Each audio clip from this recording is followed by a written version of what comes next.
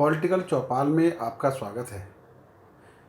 आज हम चर्चा करेंगे उत्तर प्रदेश में गन्ना किसानों को लेकर योगी सरकार के एक बड़े महत्वपूर्ण फैसले पर। योगी सरकार ने पिछले 3 साल में गन्ना किसानों को चीनी मिलों के जरिए 1 लाख करोड़ रुपए का भुगतान कराया है। आज सुबह लखनऊ में हुए एक कार्यक्रम के दौरान बटन दबाकर योगी आदित्यनाथ जी ने इस लक्ष्य को पूरा किया। इसे गन्ना किसानों के लिए बहुत बड़ी उपलब्धि के रूप में देखा जा रहा है।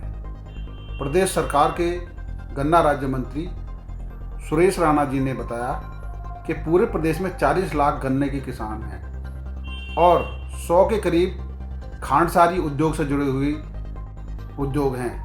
इसके साथ साथ 119 चीनी मिलें उत्तर प्रदेश में काम कर रही हैं, जिनके जरिए किसानों का गन्ना खरीदा जाता है।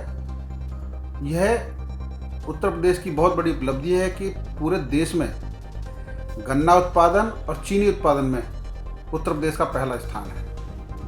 उसके बावजूद गन्ने के भुगतान को लेकर विवाद चलते रहते हैं। पश्चिम उत्तर प्रदेश में कई बार इस पर आंदोलन हुए।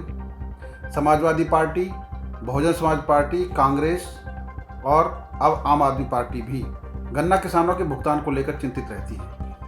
किसान शक्ति संघ के अध्यक्ष पुष्पेंद्र सिंह कहते हैं कि जो 14 दिन में भुगतान का वादा प्रदेश सरकार ने किया हुआ है, उस पर चीनी मिलें अमल नहीं करती हैं। उनका कहना है कि इस समय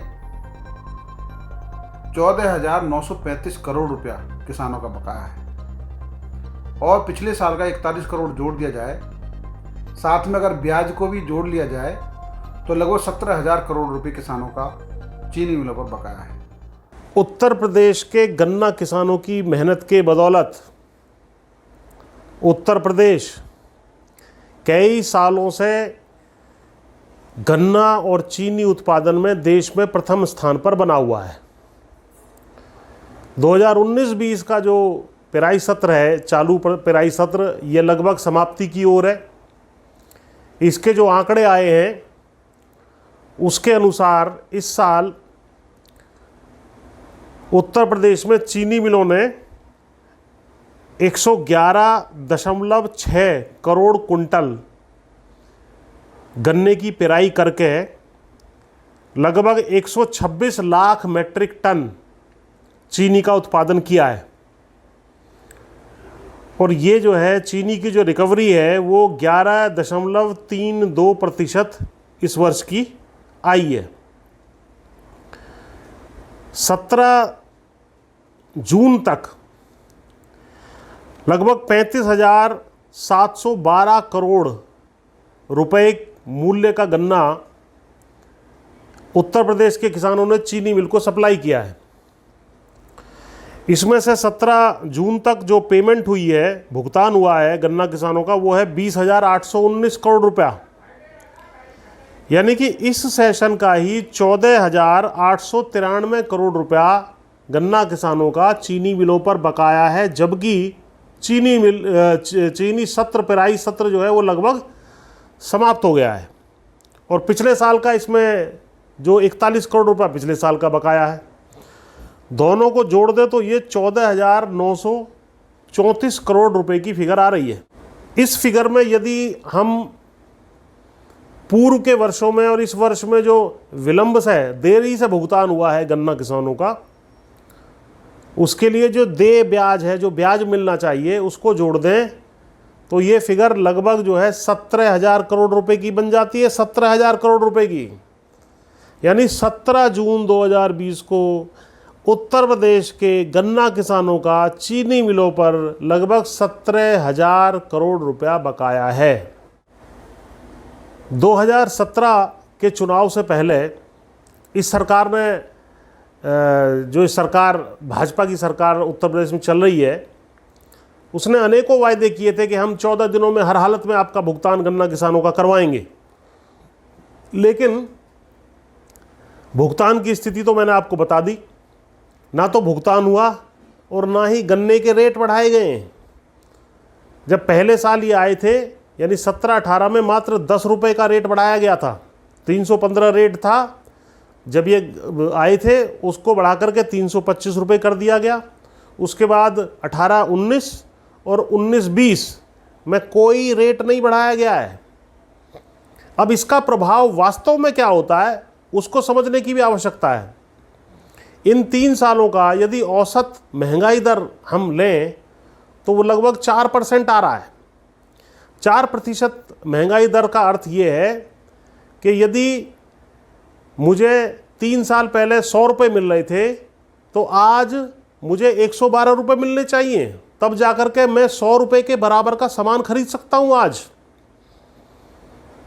तो वास्तव में अगर 315 को हम महंगाई दर के लिहाज से ही बढ़ाते तो ये 353 का रेट होता है इस प्राइस सत्र में, जो 325 रुपये का है। तो यानी कि 28 रुपये का इन्होंने 353 में से 325 घटा दे तो 28 रुपये आता है। यानी 28 रुपये की चोट, यानी 28 रुपये वास्तव में गन्ने का जो रेट है इस साल घटा दिया गया है। अगर महंगाई दर के प्रभाव का आकलन इसमें किया जाए, यानी कि वास्तव में इस साल का जो प्राइस सत्र ये ख़त्म हुआ है, इसमें जो रेट है वो मात्र 297 रुपये है। इस तरह की सरकार है। इस चीज़ को जो है अक्सर गन्ना किसान नज़रअंदाज कर देता है, वो समझ नहीं पाता है कि साहब ठीक है रेट नहीं बढ़े। अरे जब रेट नहीं बढ़ेंगे तो उसका वास्तविक अर्थ ये है कि रेट आपका वास्तव में घट गया, क्योंकि महंगाई बाकी चीज़ों की बढ़ गई। तो 3 तरीके से इस सरकार ने गन्ना किसानों पर प्रहार किया है।